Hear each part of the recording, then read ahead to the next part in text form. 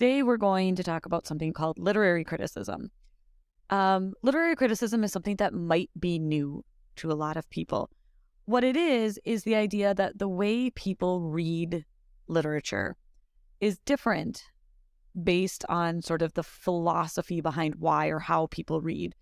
So different people will sort of look for different things. They're going to pay attention to different things. And that means they're going to interpret a text differently. There are a lot of different schools of thought or a lot of different types of criticism. And we're going to start with sort of a basic, and it's one that we're going to use the most this year. And it's something called new criticism. And some of what we're about to talk about might actually sound really familiar to you. You just never knew that there was sort of a theory behind it. So literary criticism starts really in the 1930s.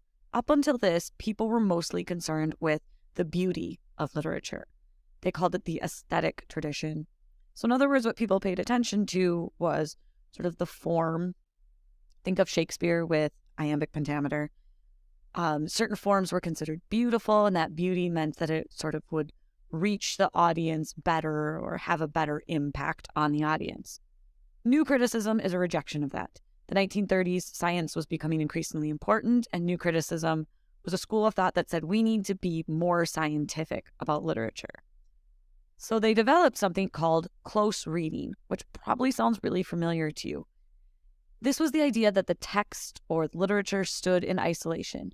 You didn't need to know who the author was. You didn't need to know when it was written or what was going on in the country. You didn't need to know the culture. None of it. All that mattered were the words on the page in front of you.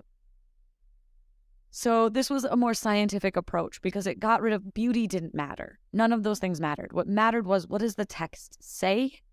And how do we know that that's what it's saying? So it was an appreciation of the words. This is kind of what you're going to need to be able to do on the AP test, for example. You won't have any context for what you're reading. You need to just look at the words and rely on your interpretation.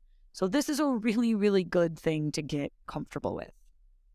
So there's a chain, and if you have your handout that you got in class, you're going to look at this, and I'm going to walk you through how this chain is connected. So new criticism starts with looking for symbols. They believed, new critics, that all texts have symbols, ideas that aren't literal. So this can be figurative language, this can be the use of metaphor, whatever it is. They said there are things that just aren't literal, and we need to look for those and start our interpretation. They believed that symbols would often have more than one possible meaning. In fact, they believed symbols almost always would have more than one possible meaning. And that led to the next step, which was something called paradox. So in other words, if a symbol has two separate meanings, then there's some sort of paradox because that symbol can't mean two different things. So new critics believed that all texts were inherently contradictory. There were going to be parts that sort of didn't agree with one another. All of this might sound really strange, but in your next video, you're going to watch an example of close reading, and hopefully this will make a little bit more sense for you. Paradox leads to ambiguity. In other words, if there are contradictions, that means there are going to be things that are unclear in the text. And that sort of makes sense. If the text is contradicting itself, that leads us as the readers to say, okay, so what's going on then? What does this mean? Now I'm confused because I'm in this gray area. Ambiguity leads to tension. This means that there are competing ideas, and this is where interpretation comes in. If I have two separate meanings for the same idea in a text, I need to figure out how to reconcile that. I need to figure out how to make sense of this, and that's where my own interpretation comes in. But this can only happen after I've identified those symbols, I've identified what that paradox is and where the ambiguity is, and now I'm going to try to make sense of this tension that creates, or that ambiguity creates in the text. New critics believe that tension, these sort of contradictions, this is where interpretation really lives. It's where we try to figure out what's actually going on and make sense of it. So in order to make sense of this tension, new critics believe that sometimes we're going to interpret certain things ironically. Irony is not a step new critics will always hit, but sometimes it's one of the ways that they sort of resolve these contradictions. So if you have two competing symbols or two competing ideas, you can say, well, one of them is ironic. So one of them isn't a literal message. That's one way to do it. Sometimes that feels like a little bit of a cop-out. Irony, though, think of Handmaid's Tale. There were obviously some contradictions in that text, in the way she used certain ideas and certain symbols. So like we had a lot of biblical references, but they were being twisted and used by the society, and we got that she wasn't really being serious. That's a place where irony is useful. It's not always. Some texts will lend themselves to it more than others. The whole goal is to look for a pattern. You want to look for certain things that come up over and over again, certain types of ambiguities, certain types of tensions. Does it seem like two ideas are constantly sort of butting up against one another? That is where you're going to get at theme. And again, if all of this seems a little fuzzy right now, hopefully the example reading will help walk you through this a little bit easier. But just remember, you need to look for patterns. So if you spot an ambiguity, if you say, okay, well, here's where there's some disagreement, what you want to keep looking for is, are there other places where similar disagreements exist? Now you have a pattern. Now you can assume that there's some sort of theme to this. And the goal is to lead to unity. At the end, we come to a unified meaning or a theme for the text. Always remember, highlight this, put flashing lights around it, whatever you need to do. The goal of new criticism is to get to a unified meaning.